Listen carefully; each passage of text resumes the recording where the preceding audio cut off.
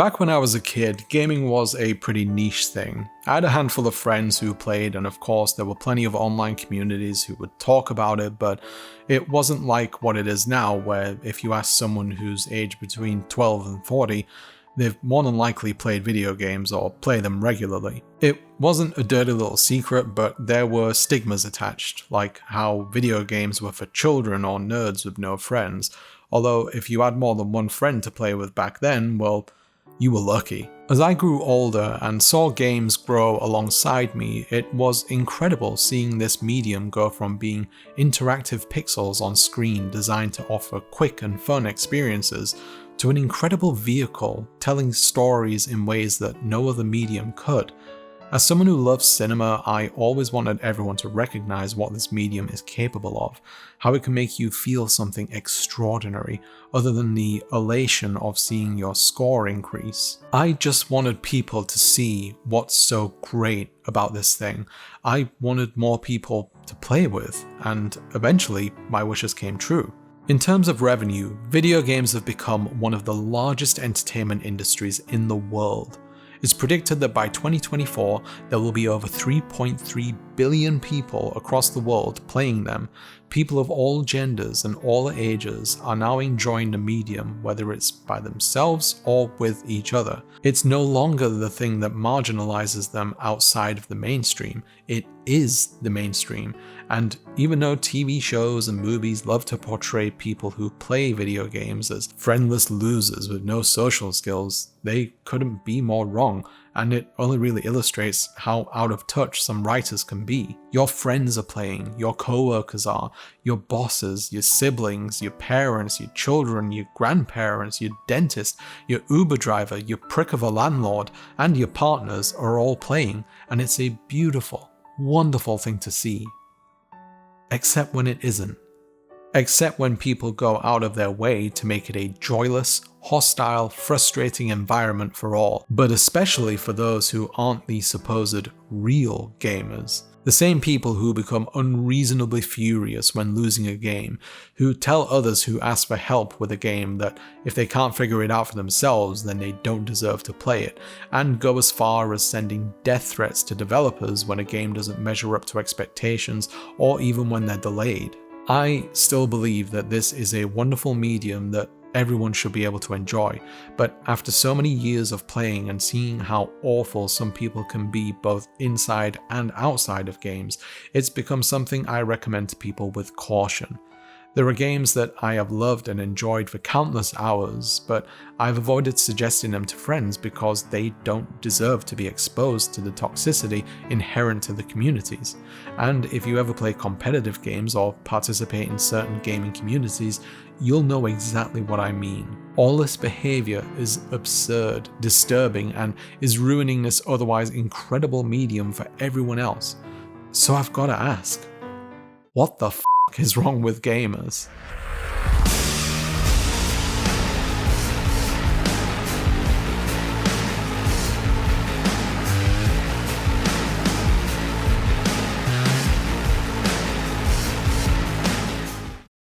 Have you ever wanted to rub shoulders with the upper crust of society, to dine on fine foods, eat stinky cheeses, drink vintage wines and live in the lap of luxury like the peers of the realm in the United Kingdom? Well, you probably can't. But, at the very least, you can take their titles without having been born into immense privilege, thanks to this video's sponsor, Established Titles. Established Titles gives you the opportunity to preserve the Scottish woodlands and help global reforestation efforts in the process, all in a fun and novel way. The way it works is simple. You can purchase a plot of land as small as 1 square foot to 10, and in doing so, Established Titles, in conjunction with their partner charities One Tree Planted and Trees for the Future, will plant a tree globally on your behalf. This project is based on a historic Scottish custom in which landowners receive the title of Laird, or otherwise known in English as Lord or Lady. So, as part of your contribution to preserve and promote nature, you can use one of these titles yourself. No, seriously, you can officially call yourself a Lord or Lady for a small amount of money while helping the environment. No need to buy large acres of land or being born into questionable bloodlines or anything like that. You can use your title on plane tickets, credit cards, and more. Oh, you're a lord? Well, I'll show you right to the first class section. Enjoy your complimentary cognac and luxury Pringles. That probably won't happen, by the way, but I don't know, it might. I'm traveling to the UK soon, so I'll let you know since I'm officially a lord now. You could even include it in your Tinder profile if you wanted. I don't know what kind of person will be into that, but I'm not going to tell you what to do with your love life. I'm not a romance cop. So here's the deal, if you sign up using the promo code Salari or visit the link below, you can get 10% off your purchase. And to add to that, right now established titles are holding a massive Black Friday sale. The first 200 people to sign up will also have their plot right next to mine. I don't know if that means much to you, maybe you can brag about it to your family over dinner while they politely nod their heads and say, huh, that's nice. Even if being a lord or a lady isn't a big deal to you, it's still for an incredibly good cause. So if you want to help preserve woodlands, or even if you want to buy a last minute gift for someone, established titles is a great, fun way of doing some good.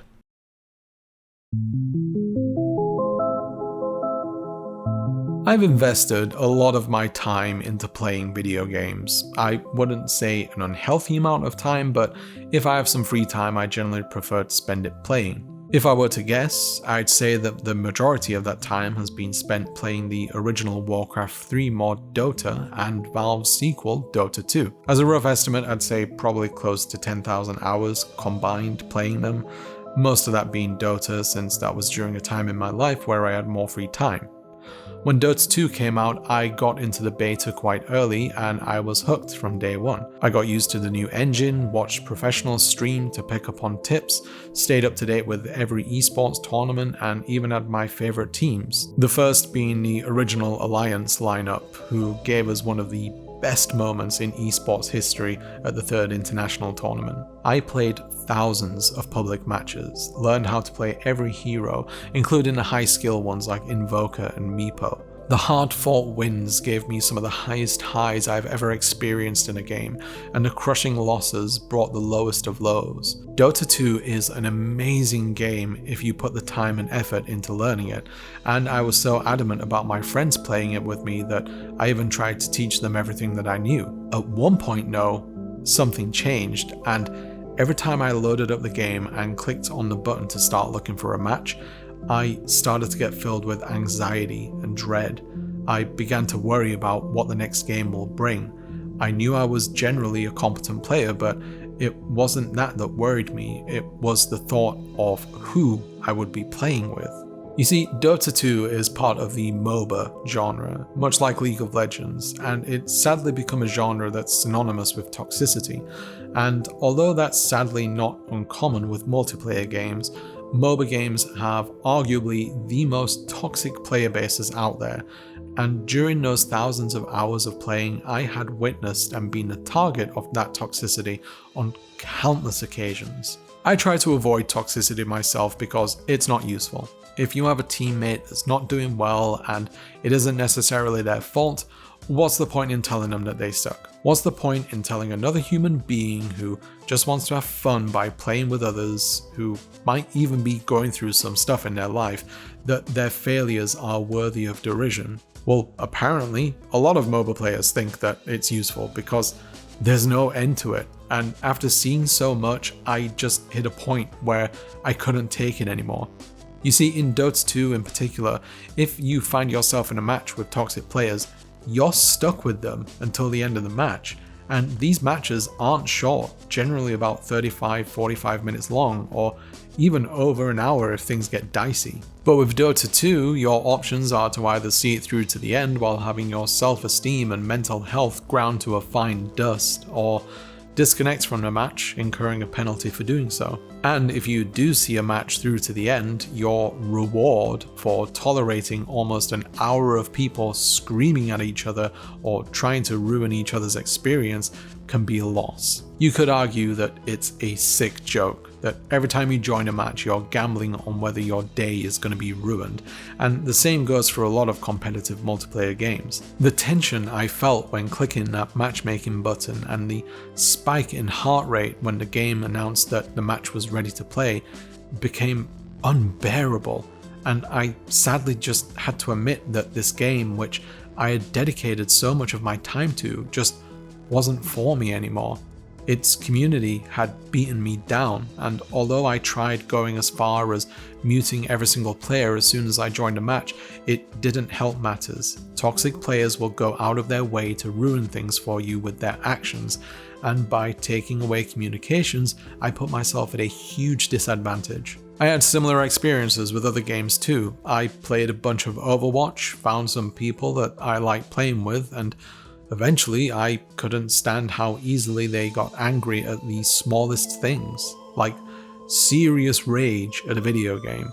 Same thing with Counter-Strike. I played a ton of that when I was a teenager. The community got worse as it grew, and I tapped out. I was a pretty good AWPer too, but that didn't stop angry Russian teenage boys from blaming you for their kills to death ratio while screaming into their awful quality Wish.com headset mic.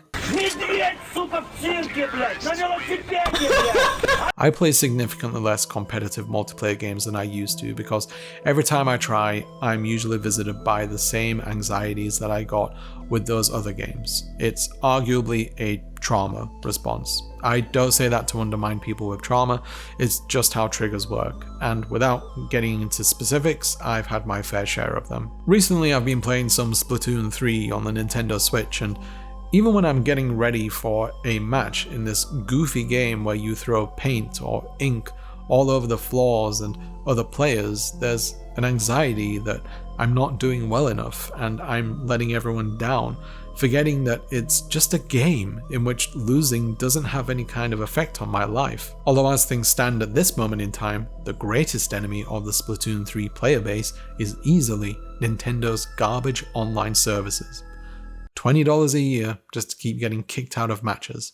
Also, don't forget to ink your base, it's free real estate. As I said a moment ago though, it's just a game, so why does winning or achieving the highest performance possible matter to so many people to the point where they'll willingly treat other human beings who just want to have fun like they're absolute garbage? Well, the simple answer is insecurity. The culture around competitive gaming revolves around being the best at something, whether that's the match that you're in right there and then or on the global leaderboards.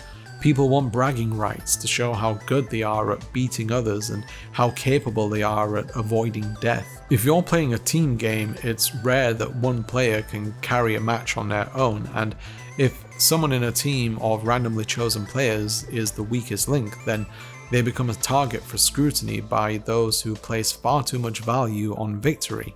There's nothing wrong in wanting validation from victory in a video game. It undoubtedly feels good, but there should be limits to that. If you just happen to be a professional that gets paid ludicrous amounts of money a year to play on stages in front of thousands of fans, then yeah, victory matters. But if you're someone who comes home from work or school and eats half a family bag of Doritos in lieu of a well-balanced dinner, lines up cans of white Monster Energy on your desk for the evening ahead, and spend an unreasonable amount of time bathed only in the blue light of your monitor and a rainbow of shifting colors from RGB peripherals, only to find that no one's really paying all that much attention to your stats, or at least not anyone who can save you from your mundane life and place you into the high-stakes world of esports, then one, you might want to consider that while you have your accomplishments, at most they're just numbers on the screen for people on Reddit to admire, and two, you should probably ask why that validation means so much to you. I think there's something to be said about seeking validation in a game. Yeah, you could argue that's the whole point of it. Most video games revolve around having a win state, but winning or being the best is something that people take way too seriously. If you're someone who thinks that they're doing their best in their everyday life but no one recognizes you for it, you might be over the age of 40. Or you might just be a regular person. Lots of people go to work or school and try their very best, and apart from a grade on a test or a paycheck at the end of the month, few people actually receive the recognition and validation that they crave. It's just what it is to be human. If you do something that you're told, then you want to be told by the person that told you to do it that they appreciate you. I know that there's probably people out there that hear a statement like that and they immediately want to rush to the comments to say this is a typical everyone gets a trophy mentality, but no, it isn't. There's a big difference between being recognized for being the best at something and being recognized just for your effort. Something which we all deserve, and something which video game developers also recognize, hence why they include things like achievements, trophies, cosmetics, high-end loot, and so forth. It's recognizing that you did something, and even though you may not be the best at it, you should be rewarded as a result.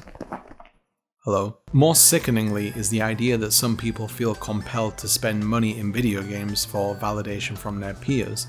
Lots of kids out there have claimed that they've been bullied by their classmates for having basic or free skins in games like Fortnite, leading them to beg their parents for V-Bucks because their so-called friends won't play with them otherwise. When gaming is a major source of your validation, it's understandable, albeit unacceptable, that someone might lash out after being stripped of it. It's the one domain where they feel like they can succeed. In an environment like a competitive team game, this might lead to frustration towards their teammates, blaming them for stripping them of a win that they deserved, and possibly being angered that their opponents are simply better than them, that they weren't good enough, denied more validation, rewarded with less experience, and sometimes stripped of rank. With this in mind though, I feel like I should mention something very relevant to competitive gaming, the psychological concept known as the Dunning-Kruger effect.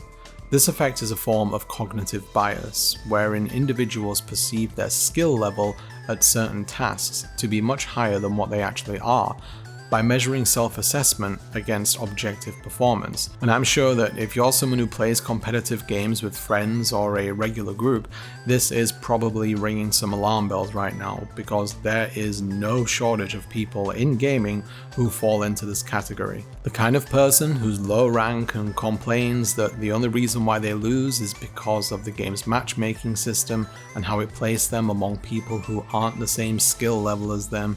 You know the type. You might even have a touch of it yourself. I might too. I remember when I had my first placement matches in Dota 2, my rank was absolutely terrible. And even though I'm pretty certain that's because 4 of my 10 placement matches I had someone abandon, there was part of me that wondered whether I just sucked. These systems aren't perfect, but they can definitely make people feel insecure. My point being though is that this dissonance between objective skill and perceived skill can be another contributor towards toxicity.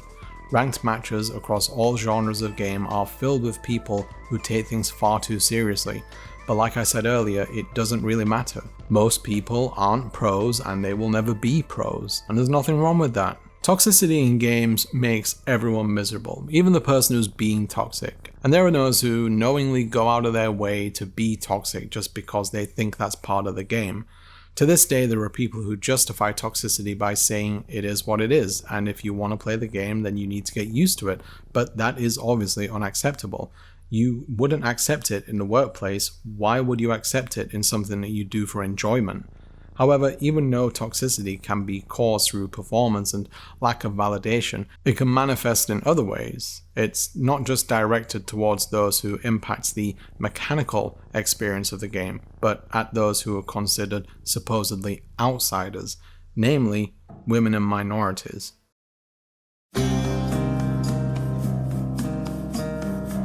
If you're someone who isn't a guy and plays video games, chances are you've had some pretty awful experiences while interacting with other gamers. I'm going to take a shot in the dark and say there's a good chance that you tend to hide your gender while playing with others, whether that's by having a username that doesn't imply you're a woman or avoiding using voice chat, maybe going as far as using a voice changer to sound more masculine. These types of practices while interacting with other gamers are insanely common, and with good reason, because a lot of men seemingly lose their mind when they learn that a woman is present in a space largely dominated by men. You'd think that since almost half of all people who play video games are women, their presence shouldn't be that surprising, but if you play a multiplayer game with built-in voice chat and a woman so much as speaks, a lot of them will either accuse them of being a 12-year-old boy or just lose control over all kinds of faculties. It's rare that a woman can play a game and simply exist alongside male players.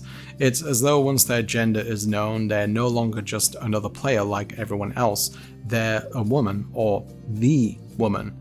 Men will hit on them, send unsolicited DMs and friend requests, ask personal questions like wanting to know their real name, where they live, their social media accounts, relationship status. They'll treat them differently to everyone else, whether they're being overly eager to help them out or trolling them, kind of like a young boy pulling a girl's ponytail just to get their attention. Once their gender identity is known, or at least their assumed identity based on their voice, they're an anomaly. Men exist and operate in these spaces, and their presence is to be assumed as nothing out of the ordinary. The presence of a woman is seen by men as either an intrusion that's been done to purposefully insert themselves in male spaces, either for male attention or to disrupt harmony, and it's usually the case that the more toxic a community is, the greater the presence of men, and the greater reaction towards a woman is. A prime example of this would be first-person shooter games like Call of Duty, Counter-Strike Global Offensive, Rainbow Six Siege, Valorant, and so forth. It doesn't have to be this way though. Given the large audience share of women gamers, you would expect their presence in games to be normalized at this point in time. There is of course the argument that women tend to gravitate towards different genres of games than men do, but I don't think that's a fair assumption, and it shouldn't matter regardless. The difficulty lies in the pushback against the normalization of women's presence in games. You could say that women need to be willing to speak more often in their communities, and that they should chastise those for singling them out based on their gender, but it puts a huge amount of responsibility on their shoulders to remedy a situation that isn't their fault, and would be asking them to endure toxicity in the hopes that in doing so, things will eventually change.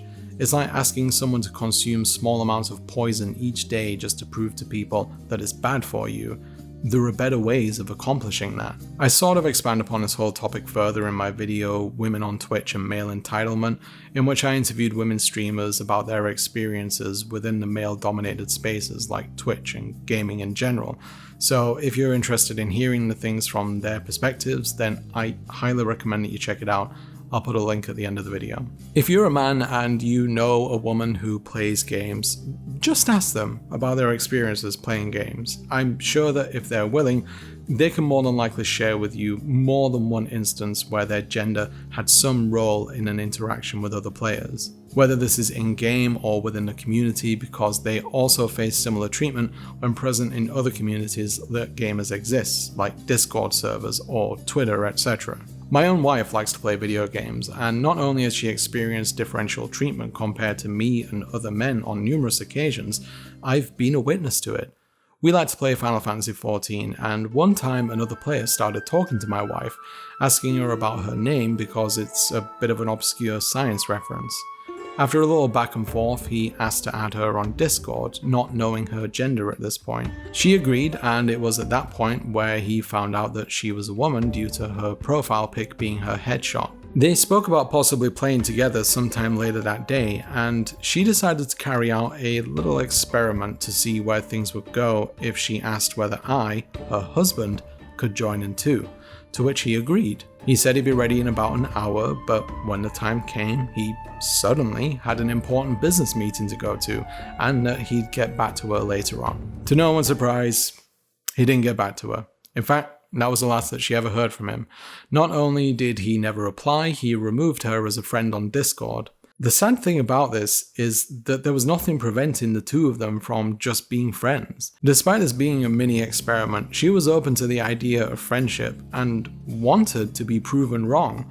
She's always hopeful to make new friends, regardless of gender, but because of learned behavior from men and how they operate in gaming spaces, she knew what would be the likeliest outcome, and sadly she was correct. The statement that this man made with his actions was that it wasn't worth interacting with my wife because she was already in a committed relationship, and no matter which way you cut it, that's a really shitty way to think of another human being. It's selfish and dehumanizing, and it's all too common, and it's one of the many reasons why people like my wife have had to hide in plain sight while playing online games. Now, you could say that the guy backed out because he thought it might be awkward by being a third wheel, but I don't think I'm being unfair when I say that that's more than likely not the case, and I'm sure that many of you would agree with me. I'm also not trying to shame the guy or anything like that, but if we are being honest, it is some shameful behavior. There was really nothing to lose by playing alongside me as well. We all could have made friends in the process, and we could have been able to do more activities in a shorter amount of time with the way that the game prioritizes pre-made parties. I don't think there's anything wrong with starting to talk with someone because you find them attractive, but shutting them out entirely when you find out that they're already taken is what experts in the psychology field call a dick move. I say this a lot in my videos, but I'll say it again. It doesn't have to be this way, or more accurately, it didn't have to be this way. The reason why gaming is largely considered a space for men is the result of a decades-old marketing decision that still lingers on today. Back when games such as Pong and Computer Space were released in the 70s, they weren't marketed towards any particular gender. They were for the whole family. Atari's first female developer also confirmed this, saying, "We never really discussed who our target demographic was. We didn't discuss gender or age, we just did games we thought would be fun." In fact, you know that whole thing where certain gamers get upset about women existing in the media? Turns out it was a thing with older games too. Sierra Entertainment co-founder Roberta Williams and designer Laurie Cole shared an interesting account when they released King's Quest IV in 1988. She said, "I remember when Sierra released a King's Quest game where the lead character was Rosella, a female character. We received the silliest letter ever from this guy who was calling Roberta a feminist for wanting to have a female as a main character. We passed it around the company and everybody at Sierra was laughing at this guy for being upset because we had a female main character. We didn't see this as a problem. In fact, we had several games that had female leads. Nobody thought it was an issue." After the video game crash in 1983, the North American market fell apart due to a series of poor quality game releases. It was thanks to the Nintendo Entertainment System, or NES, that the market was revitalized. But to do so, they had to come up with a new marketing strategy, since advertising it as family electronic entertainment had failed and carried too much risk. The decision was made to not only rebrand video games as toys, but to focus on the male demographic, specifically young boys. Their tactic was a resounding success, reinvigorating the market, and it's not unfair to say that if it wasn't for that, then the video game market wouldn't exist as it does today. For better or worse. As gaming grew older though, it was evident that there was little intention of introducing other demographics, with many game releases blatantly attempting to appeal to boys and eventually men, often creating marketing games as action-packed experiences loaded with masculine energy and sometimes sexualizing female characters that appeared in their product. One of the earliest examples being Lara Croft in Tomb Raider. Although things have changed somewhat, with more game developers choosing to not appeal directly to men with all of their titles, the notion that games are for just males still exists, and that's because of the culture that grew around it from that one decision made back in the 80s, which has reinforced male gamers to refuse to accommodate women and their wants as people who just want to enjoy the hobby as well. Welcome to the Boost Bus, the segment of the video where I turn the spotlight on smaller, overlooked creators who could benefit from your support. I'd like to direct your attention to Karol Kosacki and his channel Infinity Tone. Karol is a hobby musician from Poland who works as a game programmer at Flying Wild Hog. Karol makes a wide variety of covers in the style of metal music, but he also does some chill/lo-fi versions too. He mostly covers music from video games, including the Final Fantasy series, Hollow Knight, Nier Automata, and more, but he's also done some TV show and anime pieces, such as Twin Peaks and JoJo's Bizarre Adventure. What's really interesting though is that Karol almost exclusively uses virtual instruments, including drums, bass, and even guitar. And as someone who's played guitar for most of my life, I can't tell the difference. And to be frank, if he was found guilty of using witchcraft, I wouldn't be surprised. Here, have a listen.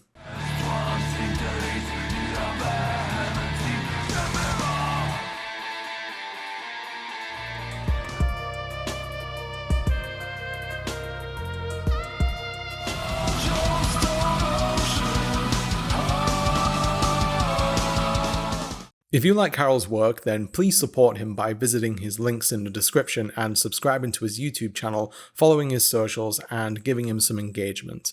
A little bit goes a very, very long way for smaller creators. Also, if you're able to, you can support him via Patreon and Ko-fi, which you'll find links to in his About section of his YouTube channel. If you're a small creator who wants to ride on a boost bus, then please feel free to email me at salarivideo@gmail.com. Please be sure to include your pronouns, a brief bio about yourself and your work, along with your influences, and links to your socials or sites. I won't be able to reply to your emails due to the volume, but rest assured they are all being read.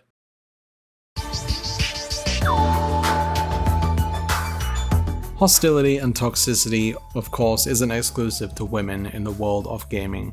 Marginalized groups such as people of color and people who are LGBTQ+, also have their fair share of harassment, scrutiny, and exclusion, whether this is directly through the treatment of them by other gamers or indirectly. This is done in a variety of ways, but more often than not, it's expressed through the sentiments of gamers who wish to minimize, change, or even erase any representations of marginalized people in video games. Whether there's some kind of announcement or reveal that a certain character is going to be included in a video game, especially an established franchise, it's all too common to see pushback from gamers who frequently claim that the inclusion of characters from marginalized groups are the developers' way of forcing diversity and pushing some form of agenda on players. Also suggesting that video games should be inherently apolitical since they're a form of entertainment designed to be enjoyed, which in turn would mean that Roger Ebert was right and it's not possible for video games to be art, but let's not get into that whole thing. They're art, okay? This is of course a ridiculous argument, and even though it's largely straight white males who tend to complain about it, it's not exclusively them. I mean, I've seen comments in my own videos referring to the outrage over Tifa's bust size in Final Fantasy VII Remake, where a woman commenter said that by reducing the size of Tifa's breasts, they were erasing representations of women like her.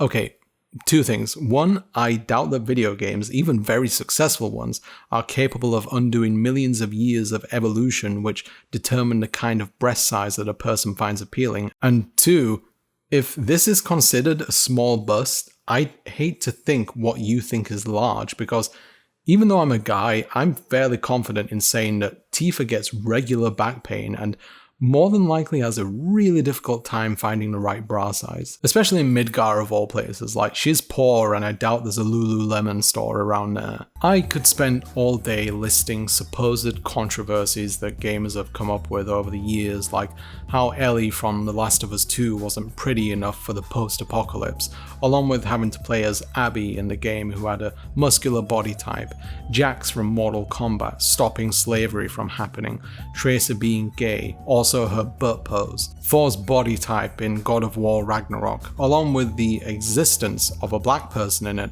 because apparently it's unrealistic to have a person with different skin color in a game where literal gods are beating the shit out of each other and a gigantic serpent is long enough to wrap around the entire world. Yeah, how unrealistic. I could keep going, but you get the point. Different is not welcome.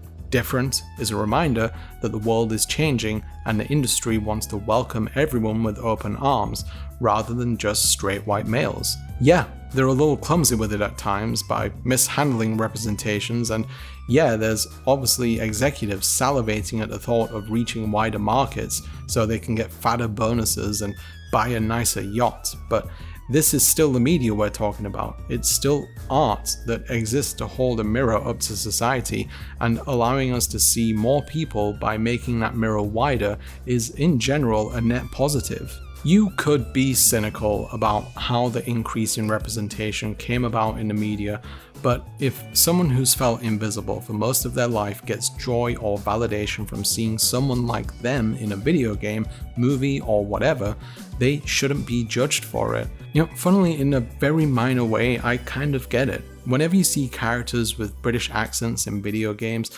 most of the time they either speak with received pronunciation or estuary English, i.e. posh people speak or Cockney.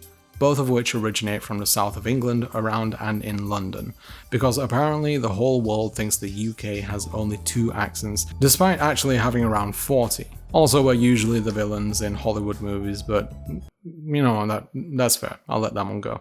I'm from the north of England, and whenever I hear a character in a video game with an accent similar to the people I grew up around, I honestly genuinely appreciate it. It's a little tiring seeing only one part of my country and its people being recognized, especially when that same area already draws far too much attention, finance, and power from within, depriving everyone else in the process. So hearing voices is like the creator of a product saying, "We know you exist." That's just an accent though. I can't begin to imagine how much it means for someone who's absolutely starved of representation in a world where their existence is constantly rejected by others, and just the thought of someone wanting to take that away from them is heartbreaking. The people who protest inclusivity in games and other media often like to claim that by taking away or altering their avatars, usually once again straight white males, they'll also in turn miss out on being represented and potentially be ignored and forgotten about society at large. Ignoring the fact that, you know, most media that's in existence contains and promotes their demographic. It's just an excuse. I've spoken about this before, but the men who complain about things like forced diversity don't like the idea of redistributing power because not only is it seen as a threat to them, it's seen as wrong since they believe that they are inherently entitled to it by virtue of their identity. Even outside of identity and representations, there is an intense amount of elitism within gaming. I mentioned near the beginning how people feel the need to be the best within competitive games, but it extends beyond that. Some gamers hold on to the idea that if you so much as pick up a controller, you need to prove like you're worthy of it. Like it's some sort of $70 plastic Excalibur, even when you're playing on your own. Just by saying that, I'm sure that some of you already know what I'm going to talk about here, and yeah, you're right, it's the Souls-like genre, which, if you're unaware, is a series of infamously difficult games by From Software, including Demon Souls, Dark Souls, Bloodborne, Sekiro, and more recently, Elden Ring. These games in particular have become insanely popular over the past decade and amassed millions of fans across the world. They're genuinely incredible games, but their difficulty has created a vocal sect of players who essentially believe that by being good at them places you above your average gamer who doesn't play them. Dark Souls was the first game to truly bring the genre into the spotlight, and the experience was new to a lot of gamers who up until that point had been playing games that were willing to guide them every step of the way and empower them with skills and weapons. Dark Souls, on the other hand, demanded that you learn the game with minimal guidance, to learn from your mistakes and find gratification in overcoming that which once felt insurmountable. Because of that lack of guidance though, lots of new players turned to the internet to ask other players for help for a variety of reasons, like where they should go next, how to get past certain puzzles, how to beat certain tough bosses, etc. And even though there were guides available to them, when it came to interactions with other players, their pleas were usually responded to by one simple message: get good. It upheld the idea that this game was something that you needed to actually be good at in order to succeed, that you need to put in the effort because there's a limit to how much people can help you through words alone. This mentality has led to a community which can at times be completely insufferable. They put others down for not understanding mechanics, for asking for help, and even asking for quality of life changes. They hold on to this idea that the games are perfect, and any requests for adding features that might make them better, not necessarily easier, is seen as someone who's unable to overcome their weaknesses. There's even players who chastise others for using features already in the game, not cheating or anything like that, just features in the game, like summoning other players or NPCs for boss fights, using certain weapons or certain spells which supposedly deprive you of a true victory. They have to prove that they're better by punching down. Even in situations where there's a mass consensus that something is bad in the game, some people will chime in and say that it's a problem with the player, not the game. Like, for example, with Millennia from Elden Ring, pretty much everyone agreed that that boss fight was bullshit, to the point where it felt like she didn't even fit into the game. but the elitists had to chime in with something like, "Actually, that boss was really easy. I beat it in my first try and I was only level 10. Yeah, sure you did, Kevin. I'm guessing also that your OBS software is still broken, so you've not been able to record it yet. Am I right? Huh? The most frustrating defense for these games, and many others like it though, is that they shouldn't be accessible for everyone. And I'm sorry, but if you're paying 60 or even 70 of your hard-earned dollars or whatever currency you use, I firmly believe that there is nothing wrong with being provided the tools to see it through to the end. If you want to use cheats to get through a game, then that shouldn't be judged by arseholes like this guy. You cheated not only the game, but yourself. You didn't grow, you didn't improve. You took a shortcut and gained nothing. You experienced a hollow victory. Nothing was risked and nothing was gained. It's sad that you don't know the difference. I don't know if you've noticed, but if you're an adult with a job, responsibilities, a partner, or maybe even a kid, time is a luxury. And when you're worn out after a long day of being an adult and just want to play that thing that you spent your money on without constantly being kicked back to square one, I don't think it's fair to say that you don't deserve to finish it because the finite amount of time that you have to improve in a video game isn't enough to cut it. In essence, that's punishing someone for not having enough time in their life to dedicate to a hobby that they do for fun. More importantly though, that refusal to make video games more accessible potentially means that people with disabilities don't deserve to play. There are people out there who don't have the fine motor skills, vision, hearing, or otherwise to complete certain games, and it's extraordinarily difficult for them to play even the most casual of games, given a lack of input methods that work with their needs. To say that a developer shouldn't bear them in mind when making a game, and regardless of a person's needs, that they should beat it on your terms as someone who is able and willing to dedicate far more time into playing, that's just ableist. Yes, video games, even the difficult ones, are crafted with a default experience in mind, but when that experience can be included alongside other features that make the game accessible to people with different needs, what difference does it make to you? If you beat a game on hard mode, does someone beating it on easy mode take away your efforts? That choice has always existed in some ways, and saying that adding easy modes or accessibility to games like the Souls genre would diminish its artistic merit or ludonarrative just isn't a strong enough argument. Developers can even make the intended method of play clear to the player, like in the notoriously difficult Celeste. They offer you a suite of accessibility features to make the game easier, but they also tell you that you won't be experiencing it in a way that's intended. People may not like knowing that they're missing out on the true experience, but they still get to experience something, and even with the difficulty removed, that game is special enough that it makes playing through it at any difficulty worthwhile. I'm not saying that you shouldn't be proud of accomplishing something in a game. One of the nice things about the medium is that it gives you the feeling of accomplishment, but you shouldn't force others to measure their accomplishments against yours. This all sort of fits into the themes that we've spoken about here though.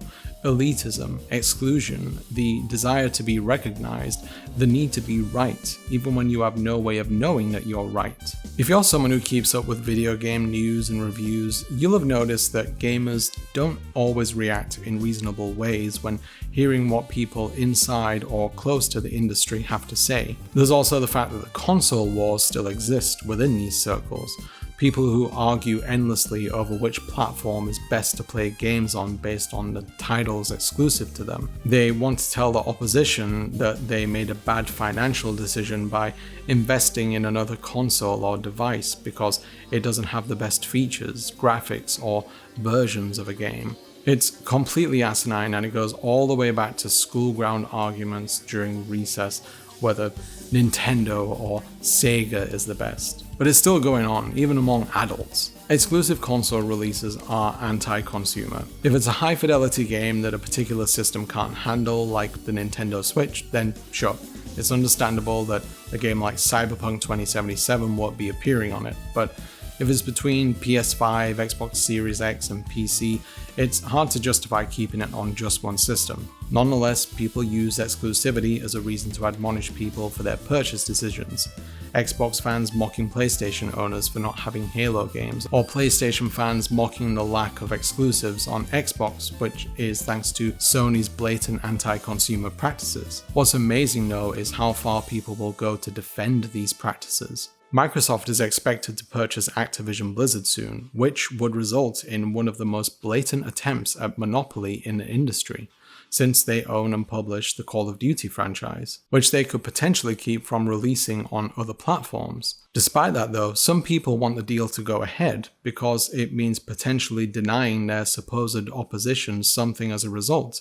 It's sad because this is exactly what brands want. They want you to tie your identity to them, to be loyal regardless of how much they're screwing you over. PlayStation fans aren't much better though. When it was announced recently that their once exclusive titles are all eventually going to be ported to PC, they didn't take too kindly to it, and all they're doing is being upset at someone else being able to play a game that they like, but they see it as a betrayal of their brand loyalty. Brand loyalty is a powerful thing in the world of gaming though. Gamers attach themselves to products before even consuming them by being won over by marketing and crowd-generated hype. This becomes a problem in the run-up to the release of a new game, specifically high-profile ones. When reviewers eventually offer their verdict on the quality of a title and it's not what someone was expecting, the backlash can be outrageous. When Cyberpunk 2077 was released, it was a disaster, one that the developer and publisher CD Projekt Red desperately tried to control by only giving review copies of the significantly less buggy PC version to reviewers, and saying that they were only allowed to use footage given to them by the developer for video reviews. Two gigantic red flags right there. The expectations for Cyberpunk were exceedingly high, like it was going to be the new age for gaming for everyone. Everyone assumed that it was going to get a perfect 10 out of 10 from every reviewer, but it turned out that wasn't the case. The game was missing a bunch of features that were promised, it was glitchy, underwhelming, and clearly unfinished. This didn't stop people who hadn't played the game from screaming at reviewers that they were wrong though, and that their hardware is to blame for the glitches, and games journalists are just bad at reviewing games. A couple of days later, the game came out. Turns out they were right. The game didn't live up to expectations, and to make matters worse, the console versions on PS4 and Xbox One, which they didn't have access to, were clearly beyond unfinished. Something which would have been highlighted in their reviews if CD Projekt Red didn't willingly prevent them from playing them before launch. This isn't the first time that's happened though, and even in situations where games are getting perfect scores across the board, when someone gives one a 9 out of 10, they end up with legions of people who hadn't even played the game screaming at them. Like when Callie Page of GameSpot reviewed Red Dead Redemption 2 and she gave it a 9 out of 10, she received a deluge of harassment from commenters and people on Twitter. It's almost like using numerical scoring systems for grading the quality of a piece of media isn't entirely fair, isn't it, Metacritic? Look, there's so much to be said about this topic, but this video is already far too long as it is. I could nitpick all kinds of behaviors in the video game world, or even go into how the industry itself is hostile towards marginalized people, or the numerous reports of sexual harassment and toxicity in these game studios. Video games are a wonderful thing. They're something that in many ways unites us. It's the beauty of play, whether that's by yourself or with strangers around the world. A lot of people have had some incredible experiences while playing with other people, made stories of their own, shared stories of their victories and defeats, explored fantastical worlds, shed tears at the same moments, and even formed some long-lasting, meaningful relationships with other players. It's a magnificent medium, one that everyone should be welcoming, regardless of the genre or the format. But so long as there's people out there who keep telling others that they don't belong here because they're not the same gender, race, sexuality, or skill level as them, it will remain the minefield that it is today, where with one wrong step, it can be ruined for someone. Like I said at the beginning, my experiences with competitive games has been sullied by years of experiencing toxicity. And I'm not kidding when I say that whenever I start matchmaking or whenever I join a lobby to play with and against others, I feel that rise in anxiety returning because I don't know what I'm getting myself into and I'm not sure how much I can actually tolerate. Potentially damaging my mental health in exchange for a victory in a video game doesn't seem like it's worth it anymore, and no matter how many times I try to remind myself that it's just a game, it never really seems to stick. Maybe I don't want to disappoint others, maybe I don't want to disappoint myself, who knows, I guess it's another one for the therapist. Thankfully, there's cooperative games, so if you ever want to say hi to me in Final Fantasy XIV, I'm in Midgardsormr. I'll try to pronounce that right. Midgardsormr. Probably just made a fool of myself. Hey look, there's me and my wife. Yes, I'm a Makote, don't give me shit for it, they have the best hairstyles and I'm all about the G-pose endgame, and I ain't about to let gender norms get in the way of that. Oh, and if you fancy some Monster Hunter Rise Sunbreak on Steam, then hit me up on my Discord server. I'm an Insect Glaive and Longsword main, but no Afflicted hunts please, they're boring as hell. However, I recognize that my negative experience do not compare to those who aren't men. I technically belong in these spaces, even when I feel like I don't, so even though I can't imagine how bad it is for marginalized people, I can say without a shadow of a doubt that it's worse, whether that person is a woman using voice chat in a casual game, or a gay, black, non-binary god like Sonic Fox who's climbed their way to the top of the FGC mountain. They've had it worse than me, and they've had it worse than you, my fellow white dudes, but they keep playing because it's special to them, and they're refusing to let others take that away. So what's to be done? Well, the simple answer is be better. Understand that even though you're paying for these games, the people who make them don't have to cater to you exclusively, and there's value in experiencing the world through the eyes of another. That media, especially video games, with their ability to be interactive, are an excellent tool to help you possibly understand the lived experiences of those you aren't familiar with. Not only can it teach you the differences, but it can teach you the similarities as well. To understand and to be understood is to be free. There may never be a perfect way to know what it's like to live in another person's skin and see how the world treats them because they were just born a certain way, but we have to try regardless. Understand that we're all different and we should try to accommodate those differences rather than trying to achieve a standard that only benefits one group. Recognize that by attaching too much of your identity to a franchise or a brand, you're making yourself vulnerable to exploitation, and that harassing writers, developers, voice actors, or anyone else in the industry because you didn't get exactly what you wanted might be a sign that you need to make some changes in your life and explore the root of that anger rather than the cause. Do better, not as a player but as a person. If you see toxicity, then call it out, or at the very least don't sink to their level. I believe that someday many of these people will see the error of their ways with time and maturity, and if they don't, I hope they at least keep in mind that increased levels of anger actually makes you more susceptible to a stroke. No, seriously, I used to play with someone who had serious rage issues while playing, and he had a stroke at the age of 30 and had to relearn how to talk and use a keyboard. Don't have that happen to you. Keep video games beautiful, keep taking care of each other, take regular breaks, swap out the energy drinks for tea, sleep at least 7 hours a day, touch some grass, remember it's just a game, and good luck, have fun.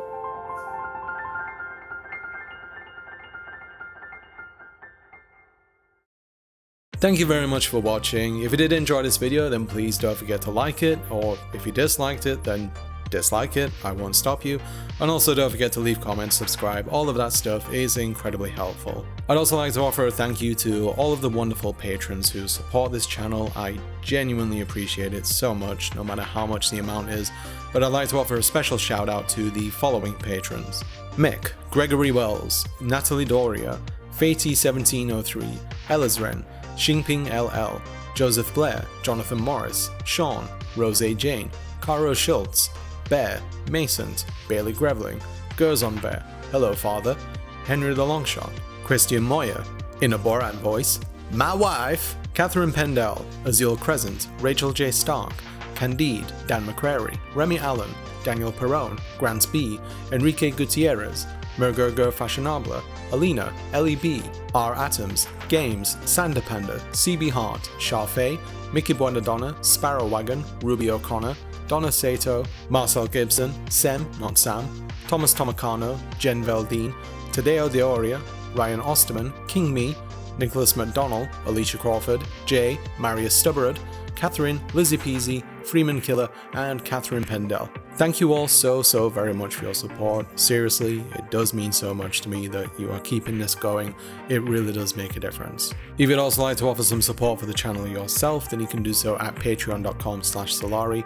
Any amount goes a very long way. Also, don't forget to follow me on Twitch and join my Discord as well. Otherwise, I hope you're doing well. There might be a bit of a longer gap between this and the next video release because I'm actually visiting my home country of England for the first time in almost 7 years. That'll be weird, I won't lie, but it'll be nice to see some friends and family and my pets that I had to leave behind when I moved to America. Especially my cat and my 2 dogs. They're quite old now. But as usual, take care of yourself, take care of each other, and I will see you all next time, okay? Bye bye.